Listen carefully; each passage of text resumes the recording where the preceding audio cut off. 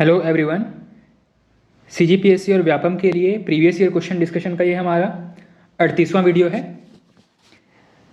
पिछले वीडियो में हम छत्तीसगढ़ में जनजातियों और आम जनजीवन से संबंधित प्रमुख पर्व त्योहारों की चर्चा कर रहे थे। इसी क्रम में हमने सबसे लास्ट में गौरा गौरी पर्व के बारे में, गौरा गौरी नृत्य के बारे में चर्चा किया था। गौरा गौरी पर्व कुछ इस तरीके से सेलिब्रेट किया जाता है, एक तरफ भगवान शिव जी और एक तरफ पार्वती जी की मूर्ति रख करके इसको पूरी श्रद्धा से पूजा अर्चना किया जाता है। दिवाली के अगले दिन इसको सेलिब्रेट किया जाता है। ठीक है, ये सब हम चर्चा कर चुके थे। अगला है सेवा गीत। सेवा गीत नवरात्रि के समय देवी पूजा के लिए गाया जाता है, इसको सेवा गीत कहा जाता है। जनरली माता की आरती होने के बाद में एक पूरा समूह बैठ करके सेवा गीत गायन करता है। अगला है फाग गीत। फाग गीत किस समय गाते हैं, तो इसके नाम से समझ में आ रहा है। फाग यानी फागुन माह में होली के समय में गाया जाता है। ठीक है, ये प्रश्न पूछा गया है, फाग गीत कौन से त्योहार के समय या कौन से पर्व के समय गाया जाता है, तो होली के समय गाया जाता है फाग गीत। इसके प्रमुख गीतकार हैं अरुण यादव। ये नाम याद रखिएगा, एग्जाम में पूछा हुआ है। अरुण यादव किस गीत से संबंधित है, तो फाग गीत से संबंधित है। ठीक है, नेक्स्ट है फाग गीत। इसमें मुख्य रूप से किनका वर्णन होता है, तो राधा कृष्ण जी का वर्णन किया जाता है और यह उत्तर प्रदेश का मुख्यतः लोकगीत है। उत्तर प्रदेश में मुख्य रूप से गाया जाता है और उसी का इन्फ्लुएंस छत्तीसगढ़ में भी फाग गीत के रूप में देखने को मिलती है और इस गीत में श्रृंगार रस की प्रधानता होती है। ठीक है, ये कुछ प्रमुख बातें हैं जो कि आपको फाग गीत के बारे में याद रखनी है। अगला है सवनाही। सवनाही क्या चीज़ है, सवनाही जो है वो सावन के माह में घर की दीवारों पर गोबर से कुछ आकृतियां अंकित की जाती है। जनरली छत्तीसगढ़ में या बहुत से ऐसे राज्य हैं जो सिमिलर कल्चर को फॉलो करते हैं, वहाँ पे माना जाता है कि सावन के महीने में जादू टोना टोटका जैसी चीज़ें जो है वो ज़्यादा प्रचलित होती हैं या उस समय ज़्यादा ये इंटेंस फॉर्म में होती हैं।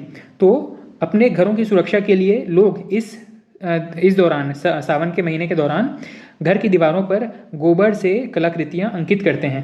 ठीक है, इसी दौरान जो गीत गाया जाता है इसको सवनाही गीत कहा जाता है। ठीक, तो क्या क्या बातें महत्वपूर्ण हैं एग्जाम में आने लायक। सवनाही गीत कब गाया जाता है, सावन के महीने में। इसके अलावा आषाढ़ माह के अंतिम रविवार तथा सावन माह के प्रथम रविवार को सवनाही त्यौहार मनाया जाता है। वर्षा ऋतु का प्रमुख गीत है सवनाही गीत। इसमें घर को जादू टोना और बीमारी से बचाने के लिए लोग अपने घरों में सवनाही अंकित करते हैं और सवनाही देवी की पूजा करते हैं। घर की दीवारों पर गोबर से कलाकृतियाँ अंकित की जाती है, इसको भी सवनाही कहा जाता है। अगला है मड़ई गीत। मड़ई गीत राउत जाति के द्वारा गाया जाता है। इसमें मड़ई क्या होता है, मड़ई जो है वो एक बड़ा बांस का स्तंभ होता है, इसको ही मड़ई कहा जाता है। मड़ई जो है वो मयूर पंख और कौड़ियों से सजा हुआ बांस का स्तंभ होता है। जनरली आप कोई मड़ई अगर इंजॉय किए होंगे, देखे होंगे अपने आसपास, तो जनरली हम जो मेला लगता है, बाजार लगता है, उसको ही हम मड़ई सोचते हैं, पर मड़ई का एक्चुअल मतलब होता है जो बांस का स्तंभ होता है, इसी को ही मड़ई कहा जाता है। साथ ही खूब सारे वाद्य यंत्रों के साथ, ढोल मंजीरे ये सब के साथ में इस बांस स्तंभ को पूरे गांव में घुमाया जाता है और उसको ले जा करके एक जगह स्थापित कर दिया जाता है। ठीक है, उसके आसपास घूम करके नृत्य गीत गाए जाते हैं और उसके बाद में पूरे गांव में जो मेला जैसा माहौल है वो होता है। इस दौरान पुरुषों के लोक नृत्य गीतों में मड़ई का महत्वपूर्ण स्थान है। यह गो पूजन का त्यौहार है, मतलब गाय की पूजा होती है इस दौरान। साथ ही यह उत्सव कार्तिक शुक्ल एकादशी से पूर्णिमा तक चलता है। अब हाल ही में पीसी या व्यापम के एग्जाम्स में ये जो हिंदी महीने का जो समय अंतराल है किसी पर्व को मनाने का, यह पर्व पूछा जाता है।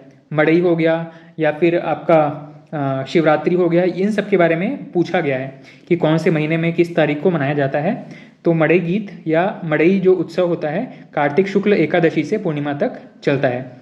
इसमें जो राउत जाति के नर्तक होते हैं वो बांस से बना मौसेक और कोड़ियों से सजा मड़ई, जो बांस स्तंभ जैसा होता है, इसको हिलाते डुलाते हुए गांव भर में घूमते हैं और बीच बीच में दोहे वगैरह गाते रहते हैं। क्या क्या चीज़ें हैं यहाँ पे, बांस से बना मौसेक और कौड़ियों से सजा हुआ मड़ई। ठीक है, इन दोनों को लेकर के झूमते गाते हुए चलते हैं, इसी को ही मड़ई गीत कहा जाता है। शब्दावलियों पे ध्यान दीजिएगा, शब्दों से संबंधित प्रश्न जरूर परेशान करते हैं एग्जाम्स में। अगला है नागमत। नागमत नागपंचमी के समय गाया जाने वाला गीत है। अगला है डंडा गीत। डंडा गीत के बारे में प्रश्न पूछा गया है कि डंडा गीत जो है वो किस जनजाति से संबंधित है या किस जाति से संबंधित है।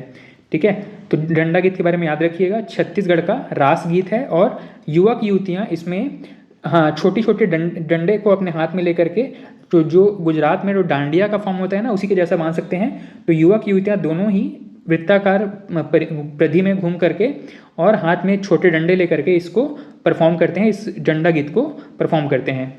मुख्य रूप से यह सामान्यतः कार्तिक शुक्ल एकादशी मतलब देवउठनी के से लेकर के फाल्गुन मास मतलब आपका होली तक इसका परफॉर्मेंस किया जाता है, डंडा गीत को गाया जाता है। ठीक है, अगला है छेड़छेरा गीत। छेड़छेरा गीत एग्जाम्स में बहुत ज़्यादा पूछा गया है, पौष पूर्णिमा के समय मनाया जाने वाला गीत है। साथ ही पर्व है, छेड़छेरा पर्व या छेड़छेरा गीत। छेड़छेरा पर्व के दौरान जो गीत गाते हैं उसको छेड़छेरा गीत कहा जाता है। और यहाँ पे ये एक गीत जनरली आपने सुना होगा, छेरिक छेरा छेर बरकनीन छेड़छेरा माई कोठी के धानला हेर हेरा। ये गीत ये दोहा गुनगुनाते हुए, ये वाक्य गुनगुनाते हुए बच्चे जो है वो घर के गेट को जब खटखटाते हैं तो घर की जो महिलाएं हैं वो सूपा में या किसी पात्र में धान या अन्न लेकर के उनको देने के लिए आगे आती हैं। अगला है गोपल्ला गीत। गोपल्ला गीत किस वंश से संबंधित है यह प्रश्न पूछा जाता है कई बार। कलचुरी वंश से संबंधित है और कल्याण साय की गाथा के नाम से भी इसको जाना जाता है। जहाँ पे जो वीर गोपल्ला है, इस वीर गोपल्ला ने अपनी वीरता का परिचय देते हुए और कल्याण साय जो कि मुगल दरबार में कुछ लंबे समय से बंधक बने हुए थे, बंधक का मतलब है कि ये अपनी सेवा देने के लिए मुगलों के दरबार में उपस्थित है। तो वीर गोपल्ला ने मुगलों के दरबार में जा करके उन्हें अपने कुश्ती या जो परफॉर्मेंस है उसको दिखा करके उनसे प्रशंसा प्राप्त किया और साथ ही अपने राजा कल्याण साय को भी वहाँ से लेकर के वापस आए थे। ठीक है, तो गोपल्ला गीत याद रखिएगा, कलचुरी वंश से संबंधित है। अगला है बांस गीत। करुणा और वेदना से भरी संबंधित कुछ गीत हैं, जिसमें एक है बांस गीत। बांस गीत यह एक प्रणय गीत है, प्रणय गीत का दूसरा प्रमुख लोकगीत है। साथ ही यह दुख के अवसर पर गाया जाता है। बांसुरी के समान एक वाद्य यंत्र का प्रयोग किया जाता है, इसको कि मोहराली के नाम से जाना जाता है। ये शब्द बड़ा महत्वपूर्ण है, मोहराली। बांस का बना होता है, इसको मोहराली कहा जाता है या इसको बांस ही कहा जाता है। ठीक है, इस वाद्य यंत्र को बांस या मोहराली कहा जाता है। ठीक, यह 2 हाथ लंबी होती है और मुख्य रूप से इसका गायन राउत जाति के लोगों के द्वारा किया जाता है। इसमें रागी, गायक और वादक ये तीनों ही शामिल होते हैं। प्रमुख गायकों की अगर बात करें तो केजूराम यादव और नकुल राम यादव ये दोनों ही बांस गीत के प्रमुख गायक हैं, प्रमुख परफॉर्मर्स हैं। साथ ही इस गीत का प्रारंभ देवी गीत के साथ या देवी स्तुति के साथ होता है, जिसको कि घोर कहा जाता है। ऐसे जो शब्द हैं उनको थोड़ा सा ध्यान में रखना है जहाँ से प्रश्न पूछे जाते हैं। बोला जाएगा कि घोर किस चीज़ से संबंधित है, तो यह बांस गीत से संबंधित एक शब्द है। ठीक है, अगला है नचौनी गीत। नारी के विरह वेदना या संयोग वियोग का गीत है नचौनी गीत। इस टाइप के जो यूनिक डांस या आर्ट फॉर्म्स हैं इनके बारे में अब एग्जामिनर्स जो है वो पूछने लगे हैं, इनको तवज्जो दिया जाता है एग्जाम में। तो नचौनी गीत किससे संबंधित है? संयोग वियोग का गीत है, नारी के विरह वेदना का प्रतीक है। अगला है बसदेवा गीत। बसदेवा गीत के बारे में प्रश्न पूछा गया था कि किस जाति के लोगों के द्वारा गाया जाता है। इसका करेक्ट आंसर है बसदेवा जाति के लोगों के द्वारा बसदेवा गीत गाया जाता है। ठीक, और साथ ही यह श्रवण कुमार की स्टोरी आपको पता ही होगी। राजा दशरथ की जो तीर है उससे इनकी मृत्यु हुई थी। ये अपने माता पिता को लेकर के यात्रा पर निकले हुए थे, उनको तीर्थ यात्रा करवाने के लिए। इनके माता पिता जो कि कह सकते हैं कि उस समय जब स्टोरी बताई गई थी तो ये बताया गया कि इनके माता पिता जो है वो नेत्रहीन थे और ये अपने माता पिता को कांवर पे बिठा करके यात्रा पर निकले हुए थे। इसी दौरान उनको पानी पिलाने के लिए एक झील में, तालाब में पानी भर रहे थे और उसी समय जो राजा दशरथ हैं, श्री राम जी के पिता, उनका एक तीर आकर के श्रवण जी को लग जाता है। ठीक है, तो पूरी स्टोरी बताई गई है इसी बसदेवा गीत में। इसमें इस गीत को जय गंगान या हरबोला गीत के नाम से भी जाना जाता है। क्या नाम है? जय गंगान या हरबोला गीत। किसको कहा जाता है? बसदेवा गीत को। ठीक है, अगला है बीरम गीत एवं देवार गीत। ये घुमंतु जाति जो है वो छत्तीसगढ़ में इसको देवार के नाम से जाना जाता है। देवार गीत इनके द्वारा जो गाया जाता है इसको बीरम गीत या देवार गीत कहते हैं। ठीक है, देवाड़ जाति द्वारा भिक्षा मांगने हेतु गाया जाता है, और देवाड़ जाति की स्त्रियों द्वारा गाया जाने वाला गीत को बीरम गीत कहा जाता है। देवार गीत देवार जनजाति या देवार जाति से संबंधित है इसीलिए, और स्त्रियों में मुख्य रूप से गाया जाने वाला जो गीत होता है इसको बीरम गीत कहते हैं। अगला कुछ प्रमुख बिंदु है। देवार जाति के घुमक्कड़ स्वभाव के कारण इनके विभिन्न क्षेत्रों के गीत होते हैं, जैसे चंदा रउताइन, नगेसर कईना, दसमत कईना, सीताराम नायक, ये सभी जो हैं वो देवार जनजाति के अलग अलग गीत हैं। ठीक है, तो इनको याद रखिएगा, ये शब्द महत्वपूर्ण है। पूछा जाता है कि चंदा रउताइन किस जाति से संबंधित गीत है, तो ये देवार जातियों का गीत है। ठीक है, इसके प्रमुख गीतकार कौन है? रेखा सिंह और बद्री सिंह कटारिया। रेखा सिंह और बद्री सिंह कटारिया। हालांकि ये नाम अभी पूछे तो नहीं गए हैं, पर ये जो नाम है ऊपर कौन कौन किन विभिन्न विधाओं के गीत गाते हैं उसमें चंदा रउताइन, दसमत कईना, ये सब के बारे में पूछा गया है। ठीक है, और जो सीताराम नायक है ये पंडवानी शैली में गाया जाता है। ठीक है, अगला है छत्तीसगढ़ के जन्म संस्कार संबंधी गीत। इसमें आपको मुख्य रूप से ये चीज़ें याद रखनी है कि कौन सा गीत किस अवसर पर गाया जाता है। ठीक है, सोहर गीत किससे संबंधित है? सधौरी गीत किससे संबंधित है? बधाई गीत किससे संबंधित है? लोरी गीत किससे संबंधित है? ये सभी प्रश्न जो है बिल्कुल वन लाइनर या फैक्ट बेस्ड क्वेश्चन पूछे गए हैं। तो सधौरी गीत कब गाया जाता है? गर्भधारण, जब कोई महिला जो है वो प्रथम गर्भधारण करती है तो उसके गर्भधारण के 7वें माह के बाद और 9वें माह से पहले सधौरी संस्कार के समय सधौरी गीत गाया जाता है। ठीक है, 7वें महीने के बाद और 9वें महीने के पहले 7 से 9वें महीने के बीच में सधौरी गीत गाया जाता है। कब? प्रथम गर्भधारण के दौरान। अगला है सोहर गीत, बच्चे के जन्म के समय गाया जाता है, ये प्रश्न पूछा गया है। अगला है बधाई गीत, जब बच्चे का जब छठी मनाया जाता है उस समय बधाई गीत गाया जाता है। लोरी गीत बच्चे को सुलाने के लिए, तो सभी को पता है। बरुआ गीत कब गाते हैं? बच्चे के उपनयन संस्कार के दौरान बरुआ गीत गाया जाता है। अगला है छत्तीसगढ़ में प्रमुख विवाह गीत। छत्तीसगढ़ में विवाह के बहुत सारी रीति होती है, रस्में होती हैं, उस दौरान कुछ गीत गाए जाते हैं, इनको विवाह गीत के नाम से जाना जाता है। जनरली छत्तीसगढ़ में विवाह जो है वो 3 दिन या 5 दिन में संपन्न होता है। 3 दिन में संपन्न होने वाले विवाह को 3 तेलिया और 5 दिन वाले को 5 तेलिया कहा जाता है। ठीक है, आज के समय में जो मध्यम वर्गीय परिवार हैं वो जनरली 3 दिन में अपने विवाह के जो पूरे रस्म हैं इनको ख़त्म कर लेते हैं। ठीक है, तो 3 तेलिया विवाह जो है वो आज के समय में ज़्यादा प्रचलित है। इस पूरे विवाह के दौरान या विवाह का जो पूरा प्रक्रिया है उसके दौरान कौन कौन से गीत होते हैं? तो सबसे पहले है चुलमाटी। जब विवाह का प्रारंभ होता है तो उस समय जो गीत गाया जाता है इसको चुलमाटी कहा जाता है, इसी से ही विवाह का प्रारंभ मानते हैं। ठीक है, अगला है मंगरोहन। मंगरोहन विवाह संस्कार से संबंधित गीत है। इसके बारे में जो बहुत डिटेल्स हैं वो पूछे नहीं गए हैं, बस ये पूछ सकता है चुलमाटी किससे संबंधित है, मंगरोहन किससे संबंधित है। बाकी के डिटेल्स चाहें तो आप अपनी किताबों से पढ़ सकते हैं या इसको पॉज करके भी पढ़ सकते हैं। मैं सिर्फ उतनी चीज़ों की चर्चा कर रहा हूँ जहाँ से आपके वन लाइनर या वनडे एग्जाम में क्वेश्चन पूछे जा सकते हैं, या CGPSC में प्रीलिम्स में क्वेश्चन पूछे जा सकते हैं। मेंस के लिए थोड़ी सी चर्चा लंबी हो सकती है और उतनी चर्चा करने के लिए फ़िलहाल ये वीडियोस का जो लेंथ है वो कम पड़ जाएगा। ठीक, अगला है तेलचग्घी। जो तेल मैन का संस्कार होता है उसको ही हम यहाँ पे विवाह के दौरान जो तेल और हल्दी चढ़ाया जाता है उस दौरान तेलचग्घी गीत गाया जाता है। अगला है मायन गीत। मायन के समय मायन रस्म के दौरान जो गीत गाया जाता है इसको मायन गीत कहा जाता है। अगला है नहडोरी गीत। वर वधू दोनों पक्ष में होता है। नहडोरी अर्थात नहलाने के बाद डोरी या कंकन बांधा जाता है। ठीक है, जब वर वधू दोनों को जब हल्दी चढ़ा लिया जाता है उसके बाद जब उनको पहली बार नहलाया जाता है उस दौरान नहडोरी गीत गाया जाता है। अगला है मौर सौंपनी गीत। बारात प्रस्थान के पहले जब वर के माथे पर मुकुट या मोर सौंपा जाता है उस समय मोर सौंपने गीत गाया जाता है। अगला है बारात प्रस्थान, ये तो सभी को पता है, बारात प्रस्थान के समय गाया जाने वाला गीत है। अगला है नकटा नाच। ये बारात प्रस्थान के बाद में वर के घर में जो महिलाएं बारात नहीं गई होती हैं, जो महिलाएं घर में ही रुकती हैं, उनके द्वारा यह नृत्य गीत किया जाता है, इसको नकटा नाच कहा जाता है। अगला है परघौनी गीत। बारात जब वधू के द्वार पे पहुंच जाता है उस समय परघौनी गीत गाया जाता है। अगला है भड़ौनी गीत, ये वर वधू के पक्ष में हास परिहास के लिए गाया जाता है। अगला है टिकावन गीत, जब नौ दंपत्ति को आपका गिफ्ट वगैरह दिया जाता है, उपहार दिया जाता है, उस समय टिकावन गीत गाया जाता है। अगला है भांवर गीत, फेरे के समय गाया जाने वाला गीत है भांवर गीत। और विदाई या गौना, ये जब वधू को अपने घर से विदा किया जाता है उस समय विदाई या विदाई या गौना गीत गाया जाता है।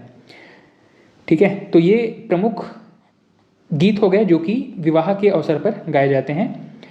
नेक्स्ट हम चर्चा करने वाले हैं छत्तीसगढ़ के प्रमुख गीतकारों के बारे में। विभिन्न विधाओं के अलग अलग गीतकार हैं, संगीतकार हैं। इन गीतकारों में सबसे पहला और सबसे प्रमुख नाम है तीजन बाई जी का। इनके बारे में सिर्फ हम प्रीलिम्स के हिसाब से तथ्यों की बात करें तो इनके बारे में इनकी शैली के पूछा गया है, इनको गायन अंतर्राष्ट्रीय स्तर पर गायन कब किए हैं इनके बारे में पूछा गया है, और कौन कौन से पुरस्कार मुख्य रूप से प्राप्त हुए हैं ये पूछा गया है। यही कुछ बातें हैं जो कि इनके बारे में पूछा गया है, खास करके इनकी शैली के बारे में, कौन सी शैली की गायिका हैं।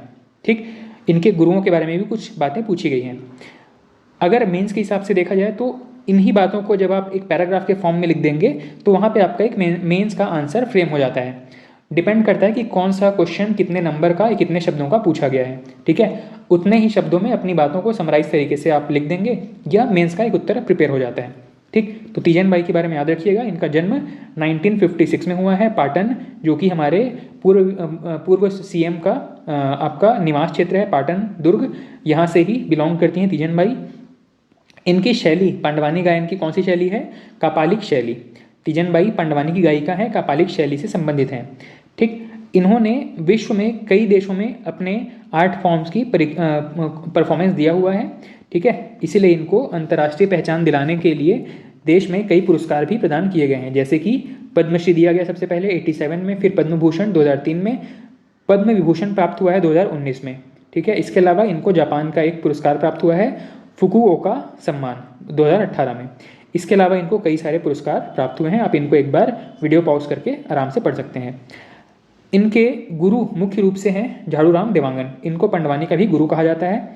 ये वेदमती शैली के गायक हैं। ठीक है, पूछा जाता है कि झाड़ूराम देवांगन किस शैली के गायक हैं, तो ये वेदमती शैली के गायक हैं। और उनके प्रमुख शिष्य कौन थे? पूनाराम निषाद, चेतन राम और प्रभा यादव। अगला है देवदास बंजारे जी। देवदास बंजारे ये पंथी नृत्य के एक्सपर्ट थे। ठीक है, स्वर्गीय देवदास बंजारे पंथी नृत्य से संबंधित थे और इनका मुख्य निवास सांकरा ग्राम, जो कि धमतरी जिले में आता है। नेक्स्ट है ऋतु वर्मा, ये भी वेदमती शैली, पांडवानी की वेदमती शैली से संबंधित है। उषा बारले, ये पांडवानी की कापालिक शैली से संबंधित है। 2023 में इनको आपका पद्मश्री पुरस्कार प्राप्त हुआ है। सूरजबाई खांडे, ये जो नाम है और इनका जो क्षेत्र है, किस क्षेत्र से संबंधित है, बस इतना ही याद रखेंगे, पर्याप्त है। यही चीज़ें एग्जाम में रिपीट हुई हैं, पूछी गई हैं बार बार। तो सूरजबाई खांडे, स्वर्गीय सूरजबाई खांडे जो है वो भरथरी या और ढोला मारू तथा चंदैनी गीत से संबंधित हैं। इन्होंने आल्हा उदल गीत भी गाए हुए हैं।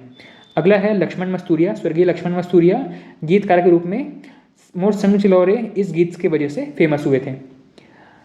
अगला है विवाह से संबंधित कुछ प्रमुख रस्मों की बात करें तो विवाह से संबंधित हम गीतों की चर्चा कर चुके हैं। कुछ शब्द ऐसे हैं जो कि आप अपने पहले ही सुन रखे होंगे, कुछ नए शब्द मिलते हैं तो उनको नोट करते चलिएगा। देवतला या देवतिला, ये विवाह से संबंधित गीत है, विवाह से संबंधित एक रस्म है। इसके अलावा माय मौरी, हरदियारी, नहडोरी, परछन, टिकावन, भांवर और चौथिया, ये सभी विवाह से संबंधित रस्म है। इसमें से किसके बारे में पूछा गया एग्जाम में? चौथिया के बारे में पूछा गया है। चौथिया किससे संबंधित है? तो चौथिया जो है वो विवाह की ही एक रस्म है। वधु पक्ष के लोग अपने संबंधियों को लेकर के वर पक्ष के यहाँ जब आते हैं, इसको चौथिया आना कहते हैं। ठीक है, मतलब वर पक्ष जब वधु पक्ष के जाएगा इसको बरतिया कहते हैं, और वधु पक्ष के लोग जब आएंगे तो इसको चौथिया कहा जाता है। ठीक है, टिकावन क्या होता है, भांवर क्या होता है, ये सभी जो बिल्कुल आपने रियल लाइफ में कभी ना कभी इसको देखा होगा, तो इसके बारे में ज़्यादा चर्चा करने की आवश्यकता नहीं है। ठीक है, अगला है प्रमुख लोक कथाएं, लोक गाथाएं। लोक गाथाओं में कुछ एक बेसिक स्ट्रक्चर आपको दिखाई दे रहा है कि समय काल के हिसाब से अब यहाँ पे आदिकाल की कुछ गाथाओं की बात की गई है, फिर मध्यकाल की कुछ गाथाओं की बात की जाएगी, फिर आधुनिक काल की गाथाओं की बात की जाएगी। तो आदिकाल से जो कुछ गाथाएं प्रचलित हैं उसमें कुछ हैं प्रेम प्रधान गाथाएं, कुछ हैं वीर प्रधान गाथाएं और कुछ है धार्मिक गाथाएं। प्रेम प्रधान गाथाओं में सबसे पहला है अहिमन रानी की गाथा। अब ये अहिमन रानी कौन है? तो अहिमन रानी जो है वो राजा वीर सिंह की पत्नी है।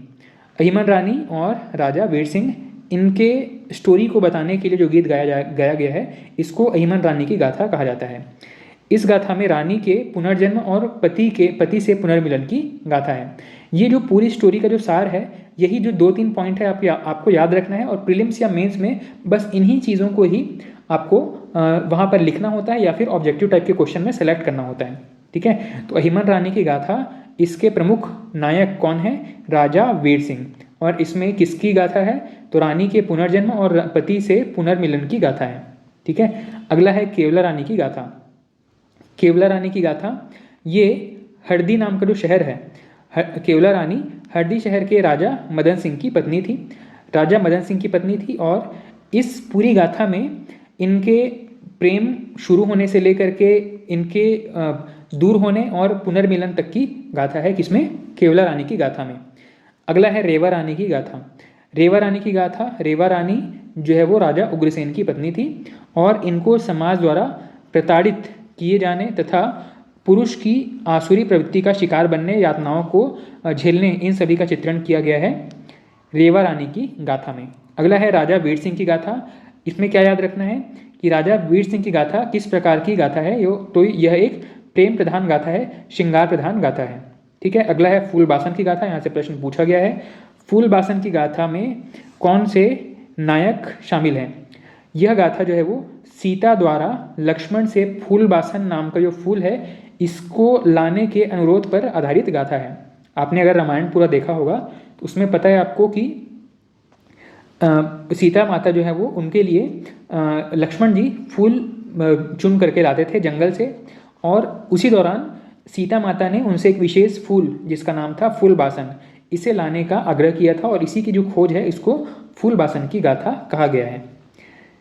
अगला है पंडवानी गाथा। पंडवानी के बारे में हम कई बार चर्चा कर चुके हैं। पंडवानी के मुख्य नायक कौन होते हैं? तो आपके जो महाभारत के भीम है, ये इसके मुख्य नायक हैं, भीम और द्रौपदी। इसके अलावा यहाँ पे पांडवों की गाथा ही मुख्य रूप से है और इसके गाने वाले प्रमुख जनजाति कौन है? तो प्रधान और देवार जाति के द्वारा इनका गायन किया जाता है। आदिकाल में हम चर्चा कर चुके हैं कुछ गाथाओं के बारे में। अगला है मध्यकाल की गाथाओं के बारे में। मध्यकाल में जो गाथाएं लिखी गई हैं उसमें लोरिक चंदा नाम की गाथा प्रमुख है। लोरिक चंदा, इसमें चंदा, इसको चंदा लोरिक, उड़हरिया तथा चंदा रउतैन के नाम से भी जाना जाता है। इसमें लोरिक और चंदा नाम के 2 कैरेक्टर्स हैं, इनकी प्रेम गाथा का वर्णन किया गया है। इसको हम पहले भी चर्चा कर चुके हैं। इस स्टोरी में लोरिक जो है वो रीवा ग्राम के निवासी हैं और चंदा जो है वो आरंग की निवासी हैं। साथ ही इसके गायक का नाम है चिंतादास। चिंतादास लोरिक चंदा के प्रमुख गायक हैं। साथ ही यह श्रृंगार प्रधान गीत है। ठीक है, चंदैनी गोंदा का प्रदर्शन दंतेवाड़ा क्षेत्र में किया जाता है। यह एक पॉइंट है जिसको याद रखना है। चंदैनी गोंदा, इसका प्रदर्शन मंच पर किया जाता है। कहाँ पे? दंतेवाड़ा क्षेत्र में। साथ ही राउत जाति के जीवन का गौरवपूर्ण चित्रण इस लोरिक चंदा गीत के द्वारा या लोरिक चंदा नाट्य के द्वारा किया जाता है। अगला है दसमत कईना गाथा। दसमत कईना के बारे में कुछ प्रश्न पूछे गए हैं, जैसे कि दसमत, इनके पिता का नाम था राजा भोज और राजा भोज की 7 बेटियां थी, इन्हीं में से एक हैं दसमत। अपनी छोटी बेटी, सबसे छोटी बेटी का नाम था दसमत, इनका विवाह किया जाता है एक मजदूर से, और साथ ही इस स्टोरी में ये बताया गया है कि पिता की वजह से दसमत ने एक मजदूर से विवाह तो कर लिया था, ठीक है, लेकिन एक राजा था, दुर्ग का एक राजा था, इसका नाम था राजा महानदेव। ये दसमत से एक तरफा प्रेम करने लगता है। इन्हीं तीनों के बीच की पूरी स्टोरी है दसमत कईना गाथा। ठीक है, और यह मुख्य रूप से पूछा जा सकता है कि किस संभाग में प्रचलित है या किस क्षेत्र में प्रचलित है। दुर्ग संभाग में प्रचलित है दसमत कईना गाथा। इस स्टोरी की या इस गाथा की प्रमुख गायिका कौन है? रेखा देवार। नेक्स्ट है ढोला मारू की गाथा। ये प्रश्न पूछा गया है एग्जाम में, ढोला मारू की गाथा किस क्षेत्र से संबंधित है? तो ये मूलतः राजस्थान की लोक गाथा है जिसमें ढोला और मारू नाम के 2 कैरेक्टर हैं। इसके प्रमुख गायक कौन है? प्रमुख गायकों में सूरजबाई खांडे और जगन्नाथ ठाकुर, ये 2 नाम याद रखने हैं। अगला है फूल कुंवर की गाथा। फूल कुंवर की गाथा जो है वो राजा जगत की बेटी फूल कुंवर के से संबंधित है। इस दौरान जो मुगलों का युद्ध हुआ है, मतलब राजा जगत के समय में जो मुगलों से युद्ध हुआ है उसमें फूल कुंवर ने किस प्रकार अपनी पराक्रम और वीरता का प्रदर्शन किया है पूरे युद्ध में, इस चीज़ का वर्णन किया गया है, चित्रण किया गया है फूल कुंवर की गाथा में। अगला है गोपल्ला गीत। इसकी चर्चा मैं पहले ही कर चुका हूँ। कल्याण साय की गाथा, इसकी चर्चा भी कर चुके हैं। कल्याण साय और गोपल्ला गीत जो है वो लगभग एक दूसरे से इंटर रिलेटेड हैं। अगला है राय सिंह का पवारा। ये सब जो है वो एग्जाम में नहीं पूछे गए हैं। आल्हा उदल थोड़ा सा महत्वपूर्ण है, यहाँ इसको एक बार रीड जरूर कीजिएगा। आल्हा उदल की गाथा यह बुंदेलखंड के राजा परमार देव की गाथा है। इसमें इसे घोड़ा नाच के नाम से भी जाना जाता है और यह एक वीर रस की प्रधानता वाला गाथा है।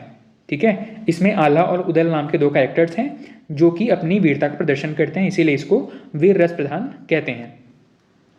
अगला है सीताराम नायक।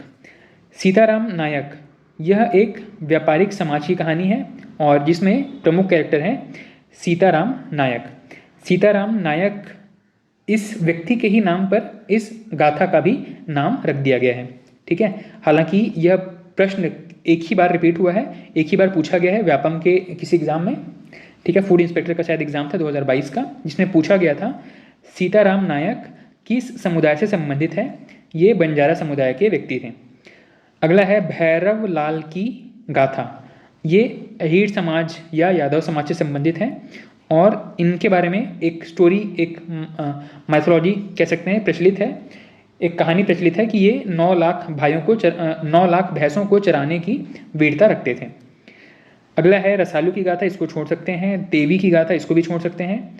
सरवन की गाथा, ये जो सरवन लिखा है एक्चुअली में ये आपका श्रवण है, जो कि छत्तीसगढ़ में या छत्तीसगढ़ी भाषा में ये जो मिक्स टाइप के जो कह सकते हैं कि अक्षर होते हैं, इनका प्रोनाउंसिएशन नहीं किया जाता है या नहीं होता है। श एग्जिस्ट नहीं करता है छत्तीसगढ़ी में। ठीक है, इसकी जगह पर इसको तोड़ करके स और र कहा जाता है, इसीलिए इसको श्रवण गाथा न कह के श्रवण गाथा लिखा गया है। ठीक है, तो श्रवण गाथा किससे संबंधित है? श्रवण से संबंधित है। श्रवण जो कि अपने माता पिता के प्रति समर्पित था, उसी की ही गाथा है श्रवण गाथा में। तो कम से कम इतना तो याद रखना पड़ेगा आपको कि श्रवण, इसको आप श्रवण के तौर पे याद रखिएगा, श्रवण। ठीक है, श्रवण की गाथा है श्रवण गाथा में। श्रवण की स्टोरी मैं पहले ही डिस्कस कर चुका हूँ। नेक्स्ट है छत्तीसगढ़ के प्रमुख फोक डांस लोक नृत्य के बारे में। इसमें सबसे पहला है राउत नाचा। कुछ लिमिटेड फैक्ट्स हैं जहाँ से प्रश्न पूछे जाते हैं, बार बार रिपीट होते हैं। मेंस के हिसाब से आपको कुछ एक्स्ट्रा चीज़ें भी याद रखनी पड़ेंगी ताकि आप उसको शब्दों में ढाल करके अपना आंसर पूरा कंप्लीट कर सकें। लेकिन प्रीलिम्स के हिसाब से या वनडे एग्जाम्स के हिसाब से कुछ 8-10 फैक्ट्स ही हैं राउत नाचा के बारे में जहाँ से प्रश्न पूछे गए हैं। सबसे पहला है राउत नाचा के अन्य नाम कौन कौन से हैं? तो गहिरा नाच या अहिरा नाच। अहिर जनजाति किसको कहते हैं? तो राउत को ही अहिर के नाम से भी जाना जाता है। तो गहिरा नाच या अहिरा नाच दोनों ही राउत नाचा के अन्य नाम हैं। कब किया जाता है? दिवाली के अवसर पर। दिवाली कब मनाया जाता है? कार्तिक मास की अमावस्या को। ठीक है, तो कार्तिक मास के ही समय गहिरा नाच या राउत नाचा किया जाता है दीपावली के समय। क्योंकि राउत जाति में, राउत समाज में भगवान कृष्ण का प्रमुख कह सकते हैं कि वो पूजनीय है, प्रमुख देवता के रूप में। तो भगवान कृष्ण के जीवन से संबंधित गाथाओं को ही राउत नाचा में प्रदर्शित किया जाता है। अगला है प्रमुख वाद्य यंत्र कौन सा है? तो गढ़वा बाजा प्रमुख है। अब गढ़वा बाजा में क्या क्या चीज़ें शामिल होती है, यही चीज़ 2023 का जो पीएससी का पेपर था, जो कि अभी 2024 में लिया गया, उस परीक्षा में पूछा गया था गढ़वा बाजा के बारे में। गढ़वा बाजा में क्या चीज़ शामिल नहीं होता है? तो एक ऑप्शन दिया गया था बांसुरी।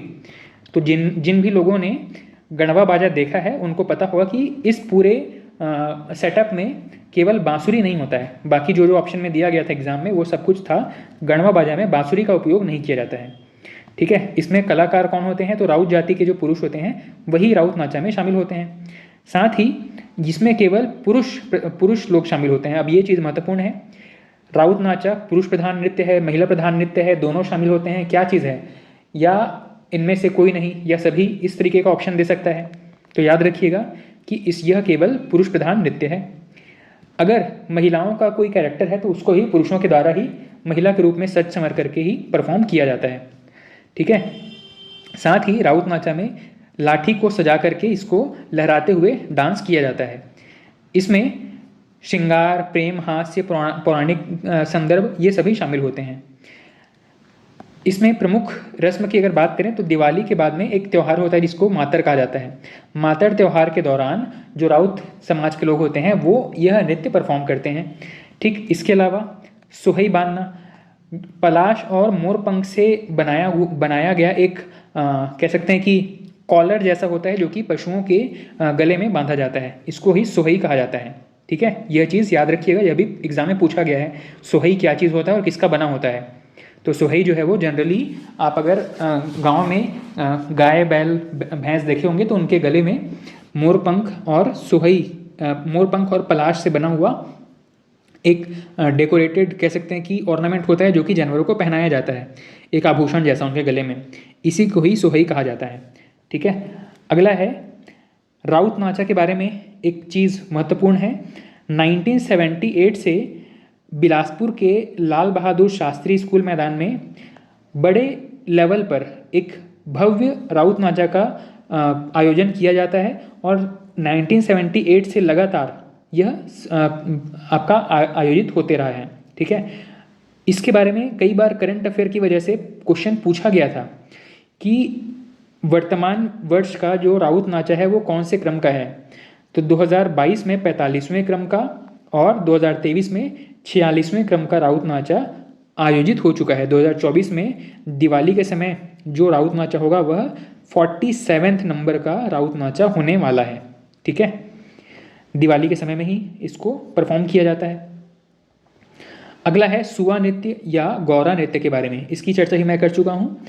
मुख्य चीज़ याद रखिएगा, इसके अन्य नाम क्या है, तोता नृत्य भी कहा जाता है, गौरा नृत्य भी कहा जाता है। इसको छत्तीसगढ़ का गरबा भी कहा जाता है। किसके द्वारा, मुकुटधर पांडे ने इसको कहा था छत्तीसगढ़ का गरबा।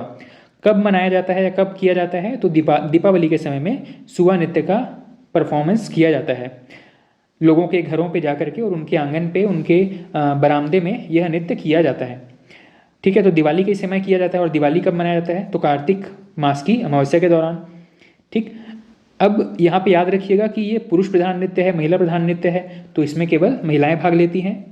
तरी हरी नाना नाम का एक गीत है जो कि इस पूरे डांस फॉर्म के दौरान गाया जाता है। एक टोकरी होती है जिसमें कि ये आपको दिखाई दे रहा होगा, तो टोकरी में थोड़ा सा धान वगैरह भरा होता है, या जो लोगों के घर से जो कलेक्ट हो रहा है वो धान टोकरी में रखा जाता है। और इसी टोकरी के बीच में शिव पार्वती जी की एक मूर्ति होती है, साथ ही इसी बीच में एक मिट्टी का तोता भी रखा गया होता है। इसी के इर्द गिर्द घूमते हुए सुआ नृत्य गाया जाता है। ठीक है, नेक्स्ट है पंथी नृत्य। पंथी नृत्य के बारे में याद रखिएगा, सतनामी या सतनाम पंथ के अनुयायियों के द्वारा पंथी नृत्य का मंचन किया जाता है। इसमें शुरुआत में गुरु वंदना की जाती है। एग्जाम में यही पूछ लिया था कि पंथी नृत्य का शुरुआत किससे होता है। ठीक है, तो वहाँ पे 4 ऑप्शन थे, उसमें गुरु वंदना करेक्ट आंसर था। गुरु की वंदना करके ही इस नृत्य का शुरुआत किया जाता है। इस आर्ट फॉर्म के प्रमुख जो कलाकार थे उनका नाम था स्वर्गीय देवदास बंजारे। कई सारे राष्ट्रीय पुरस्कारों से भी सम्मानित व्यक्ति थे स्वर्गीय देवदास बंजारे, और जहाँ तक मुझे ध्यान आ रहा है इनको डॉक्टरेट की उपाधि भी दी गई थी। ठीक है, इस पूरे आयोजन के दौरान कौन से वाद्य यंत्र प्रयोग होते हैं, तो मुख्यतः झांझ और मांदर यह प्रमुख वाद्य यंत्र के रूप में प्रयोग किए जाते हैं। इसमें आप देख सकते हैं कि किस प्रकार जो नर्तक हैं एक दूसरे के शरीर के ऊपर चढ़ करके एक पिरामिड जैसा बना करके और बैलेंस किए हुए हैं, साथ ही वाद्य यंत्रों का वादन भी कर रहे हैं और पूरे डांस को परफॉर्म भी कर रहे हैं। इस पूरे को ही सामूहिक रूप से पंथी नृत्य कहा जाता है। इस दौरान जो गीत गाया जाता है इसको पंथी गीत, और इस पूरे नृत्य को या पूरे आर्ट फॉर्म को ही पंथी नृत्य कहा जाता है। ठीक है। इसमें एक और व्यक्ति का नाम है राधेश्याम बारले। इनको भी कला के क्षेत्र में 2021 का पद्मश्री पुरस्कार प्राप्त हुआ था। राधेश्याम बारले किस कला से संबंधित है? तो पंथी नृत्य से संबंधित है। ठीक है। इनका जो पूरा डांस फॉर्म है ये मंच पर देखने के लायक होता है और इसमें बहुत सारे एक्टिविटीज़ धीरे धीरे करके परफॉर्म करते जाते हैं। ठीक है। इसमें शुरुआत में धीमी गति से गायन और नृत्य शुरू होता है और धीरे धीरे जैसे जैसे समय बीतता है वैसे वैसे नृत्य का और गायन का दोनों का स्पीड बढ़ते चला जाता है। नेक्स्ट है कुछ प्रमुख लोक नाट्य के बारे में। लोक नाट्य में एक प्रमुख नाट्य है नाचा। नाचा क्या है? तो छत्तीसगढ़ का सबसे प्रचलित लोक नाट्य है नाचा। इसको पुराने समय में पेखन भी कहा जाता था। पेखन का मतलब होता है देखना। पेखन हिंदी के एक शुद्ध शब्द से बना है। इसको हम कहते हैं प्रेक्षण। प्रेक्षण का मतलब होता है देखना। इसके अलावा एक और शब्द है छत्तीसगढ़ी में नाच पेखन। नाच पेखन मतलब नृत्य को देखना। इसमें कुछ पार्टियों के नाम भी बताए गए हैं। छैला पार्टी या छैला नृत्य, ये भी किससे संबंधित है? नाचा से ही संबंधित है। और ये किसके समरूप है? तो हमारा जो पड़ोसी राज्य है महाराष्ट्र, वहाँ पर एक आर्ट फॉर्म है जिसको तमाशा कहा जाता है। उसी तमाशा से संबंधित है, उसी के ही समरूप है नाचा। ठीक। इसमें नृत्य गीत दोनों शामिल होते हैं। मूलतः पुरुषों के द्वारा किया जाता है लेकिन महिलाएं भी इसमें शामिल हो सकती हैं। कोई बाध्यता नहीं है किसी एक वर्ग के द्वारा ही किए जाने की। ठीक है। तो इसमें मुख्य रूप से पुरुष प्रधान है पर महिलाएं भी अब इसमें शामिल होती हैं। अगला है, इसमें एक व्यक्ति है जिसको जोकर कहा जाता है और एक व्यक्ति जिसको परी कहा जाता है। एक व्यक्ति जो कि जोकर के रूप में ड्रेस पहन करके आता है इसको जोकर कहा जाता है, और जो व्यक्ति महिला के तौर पर तैयार होकर के आता है इसको परी कहा जाता है। ये सभी मुख्य रूप से हंसाने के लिए, इस पूरे गम्मत के दौरान हंसाने के लिए नाचा में हंसाने के लिए इनको रखा जाता है। प्रमुख वाद्य यंत्रों की बात करें तो इसमें कई सारे वाद्य यंत्र हैं।